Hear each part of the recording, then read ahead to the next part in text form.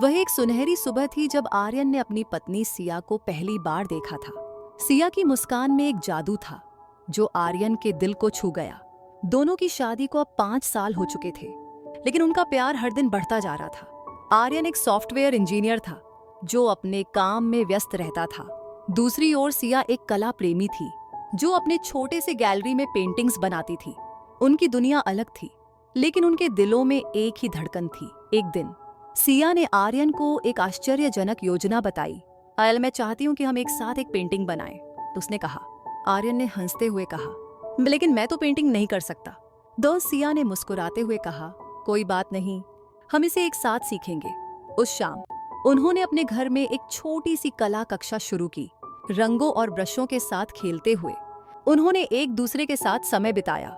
आर्यन ने देखा कि सिया की आंखों में कितनी खुशी थी जब वह उसके साथ पेंटिंग कर रही थी। जैसे जैसे समय बीतता गया, आर्यन ने पेंटिंग में रुचि लेना शुरू किया। उन्होंने सिया को अपनी भावनाओं को रंगों के माध्यम से व्यक्त करना सिखाया। हर स्ट्रोक के साथ उनका प्यार और गहरा होता गया। एक दिन आर्यन ने सिया के लिए एक खास सरप्राइज तैयार किया। उसने एक सुंदर पेंटिंग बनाई जिसमें उन्होंने अपनी और सिया की कहानी को रंगों में बुन दिया था। जब सिया ने वह पेंटिंग देखी, उसकी आंखों में आंसू थे। यह तो हमारी प्रेम कहानी है, सरस उसने कहा। आर्यन ने कहा, वाह हाँ, और यह हमेशा हमारे प्यार की तरह रहेगा।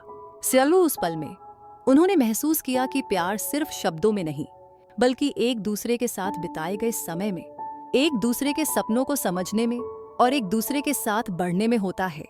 इस तरह आर्यन और सिया ने न केवल एक पेंटिंग बनाई, बल्कि अपने रिश्ते को और भी गहरा किया।